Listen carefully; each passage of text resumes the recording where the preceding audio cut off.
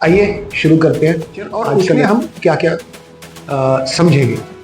सबसे पहले हमारी नीड्स क्या है, दूसरा हमारे एनर्जी लेवल्स कैसे ड्रॉप होते हैं, क्या पैसा ही भगवान है, बिकॉज माइंडसेट आपको एटीट्यूड बना के देता है। बहुत पुरानी कहावत है, attitude is bloody every damn thing. और उसके बाद नंबर 4 कि हमारे वैल्यूज इतनी ज्यादा इंपॉर्टेंस है हमारे माइंडसेट को चेंज करने की। स्वागत है दोस्तों आप सबका फिर से इस माइंडसेट वाली सीरीज में, जिसका आज ये 4th वीडियो है। लास्ट वीडियो में हमने बात की थी व्हाट और व्हाई की, और उसको उसकी इंपॉर्टेंस इतनी हमारी जिंदगी में क्यों है, और जो हम हाउ के पीछे भागने लग जाते हैं तो वो हमारे पाथ को कैसे हिंडर करना शुरू कर देता है, और हम अल्टीमेटली थोड़ा सा आगे जाके अपने ब्रेक पैडल पे पैर रख देते हैं और हम क्विट कर जाते हैं। उसी तरीके से आप डिसाइड करिए कि अगर आप ये माइंडसेट वाले लेक्चर में हैं या माइंडसेट के बारे में सुन रहे हैं, या आपने somehow you made a decision कि आपने अपना माइंडसेट चेंज करना है, तो I would recommend once again जो दुनिया में सबसे बेसिक टूल्स हैं, मैंने बताया था पहले, एक पेन और एक पेपर, वो लेकर बैठिए और उसमें व्हाट और व्हाई। व्हाट तो ठीक है, हमने अपना माइंडसेट चेंज करना है, ठीक है। वो व्हाट का एक और मतलब है कि हमने अपने माइंडसेट को किस डायरेक्शन से किस डायरेक्शन पे शिफ्ट करना है, नंबर 1, और क्यों करना है, क्योंकि वो जो आपका क्यों है that will keep you driven towards putting in all the efforts to change the mindset, क्योंकि काफी सारे एफर्ट्स लगने वाले, और आपको आपके पाथ पे नंबर 2 वो स्टिक करके रखेगा। क्योंकि हमने पिछली वीडियो में देखा कि लोग चेंज तो हो जाते हैं, माइंडसेट भी बदल जाता है, रिजल्ट्स भी आने शुरू हो जाते हैं, बट एक पॉइंट पे जाके वो स्लिप कर जाते हैं and they come back and start enjoying that old comfort zone, suicidal zone. So वो चीज आपके साथ ना हो, इस वजह से अपने व्हाट और अपने व्हाई को अपने दिमाग में, अपने फोन में, अपने लैपटॉप पे, अपने दीवार पे, जहां भी हो सके उसको बहुत क्लियरली चिपका कर रखिए, ताकि वो आपका एक रिमाइंडर हमेशा हर सुबह होना चाहिए। बिकॉज माइंडसेट आपको एटीट्यूड बना के देता है, एंड बहुत पुरानी कहावत है, attitude is bloody every damn thing. आइए शुरू करते हैं आज का लेक्चर और उसमें हम क्या क्या समझेंगे। सबसे पहले हमारी नीड्स क्या है, मेंटल नीड्स क्या है, और हम करते क्या हैं। दूसरा हमारे एनर्जी लेवल्स कैसे ड्रॉप होते जाते हैं। तीसरा क्या पैसा ही भगवान है, और हम ये सोचते हैं कि पहले पैसा आएगा उसके बाद हम चेंज होंगे।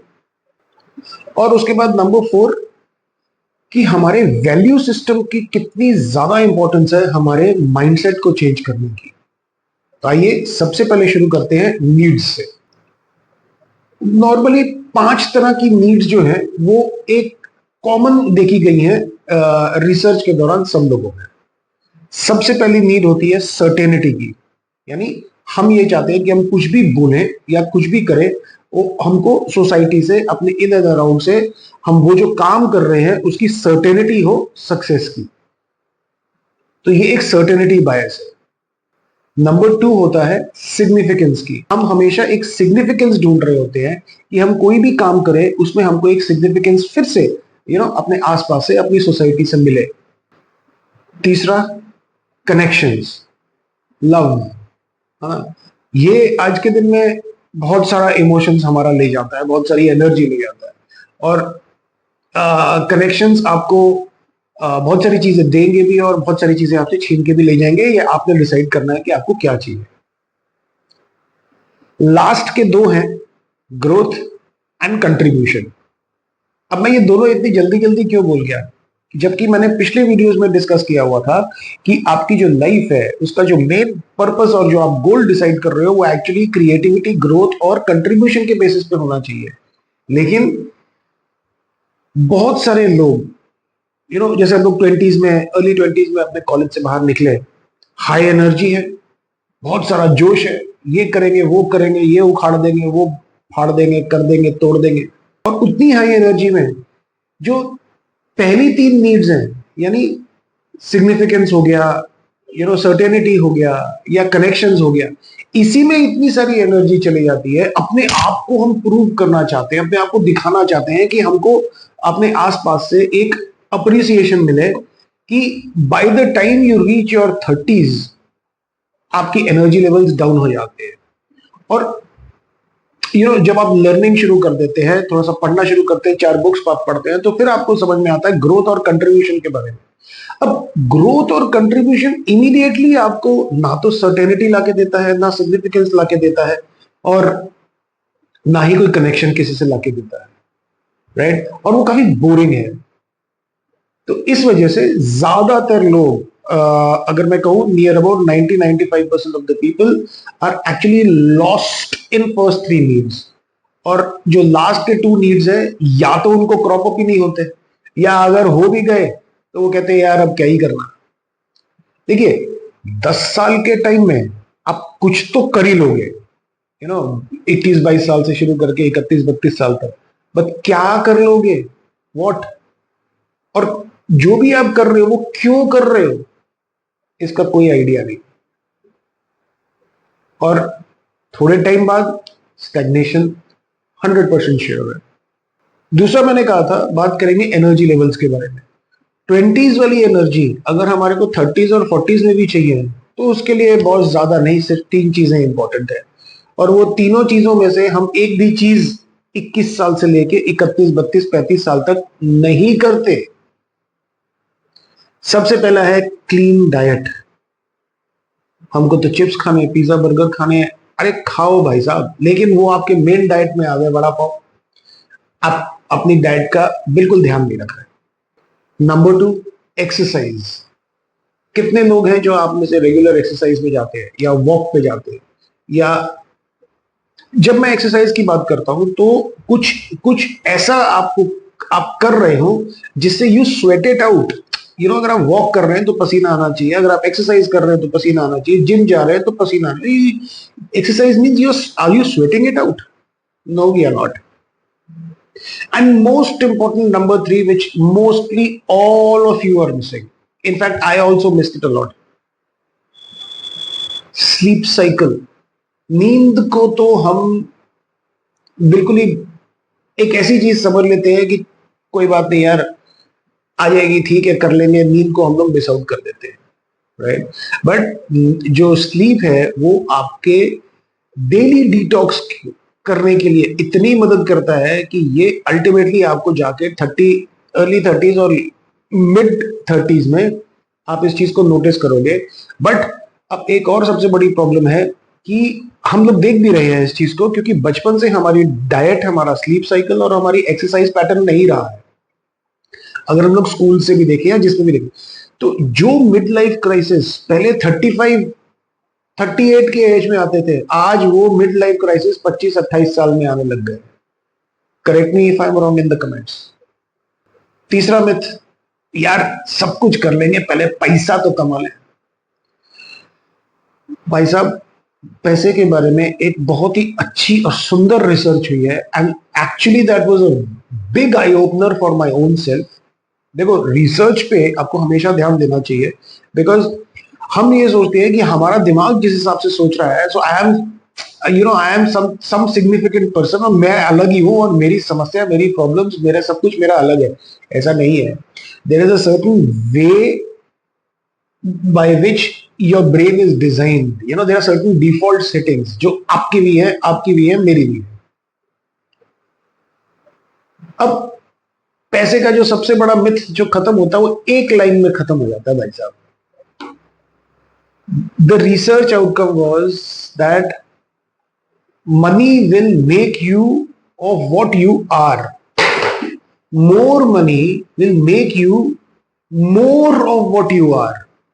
हिंदी में अगर मैं बताऊं, अगर मैं गधा हूं और मेरे पास पैसा आ गया तो मैं गधा ही रहूंगा, और अगर मैं गधा हूं और मेरे पास और बहुत सारा पैसा आ गया तो मैं और बड़ा गधा बन जाऊंगा, सुधरूंगा नहीं। बहुत सारे लाइव एग्जांपल्स हैं। केबीसी पे हमने देखा करोड़ करोड़ रुपया जीत के गए, आज सड़क पे है। बहुत सारे ओलंपियंस हैं जिन्होंने इतना पैसा जीता, अल्टीमेटली आज भूखमरी के कगार पे हैं। ऐसे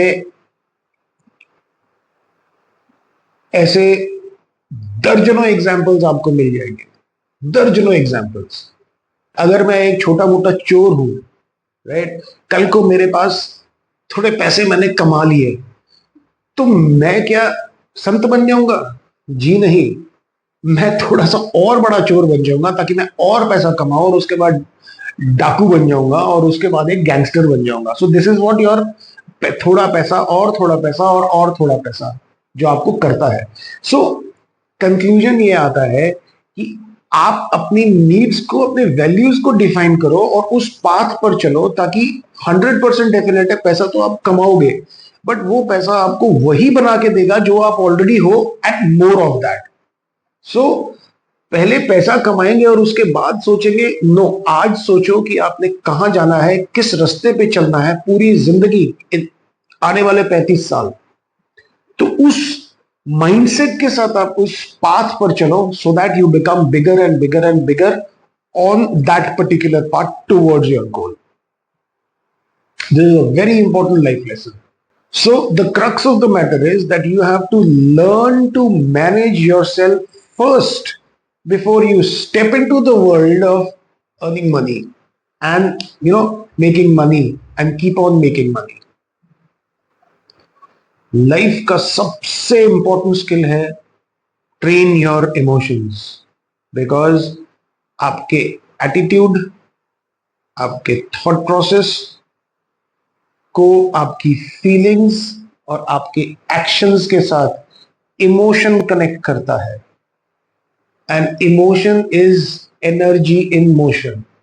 सो अगर आपने अपने इमोशंस को ट्रेन कर लिया, so that is going to be the first sign that आप दुनिया के 5% लोगों में आप आ गए.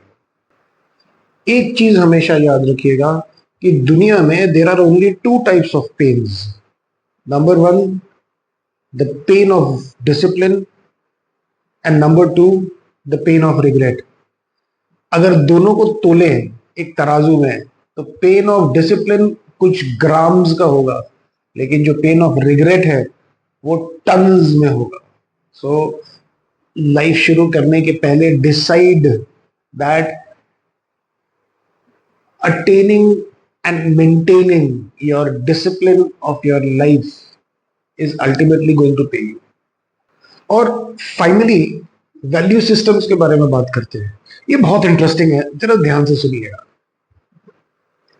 हमको एक चीज तो पता है कि what we focus on that grows.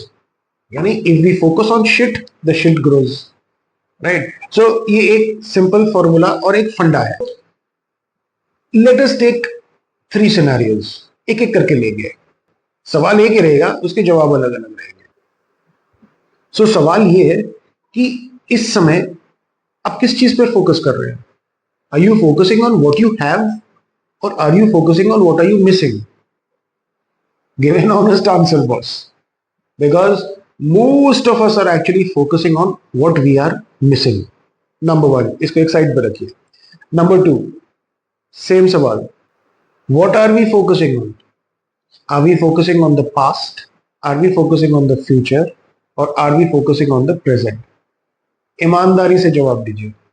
People who focus on the past are actually in the regret mode, depressive mode. People who focus on the future are on the achievers mode. But people who focus on the present are in a happy mode. So, इस बारे में मैं पहले भी बात कर चुका हूं कि पास्ट प्रेजेंट और फ्यूचर प्रेजेंट में क्या डिफरेंस है और हमको कौन सी लाइफ जीनी चाहिए, एनालाइज करके कि अगर हम पास्ट प्रेजेंट में हैं तो let us come back to future present and lead a life of future present, because past हम बदल नहीं सकते, दैट इज फॉर सर्टेन. तीसरा question, what are we focusing on? Things what we can control और things what we can not control? Obviously, we are focusing most of the time on things that we cannot control. अब तीनों को अगर एक line में लगाए, तीनों answers को, what are we focusing on? we are focusing on the past, we are focusing on the things we cannot control, and we are focusing on the things we are missing out. So अगर आपका focus in तीन चीजों पे है, just sit back and understand क्या हासिल करोगे आप. ये माइंडसेट प्रॉब्लम है. Take a pen and a paper और इन चीजों पे जहां पर भी आप फोकस कर रहे हैं उसको आप कॉन्शियसली अपने फोकस को बदलना शुरू करिए और इस चीज की प्रैक्टिस करिए. आज के लिए इतना ही, बाकी पार्ट 5 में. तब तक के लिए जय हिंद.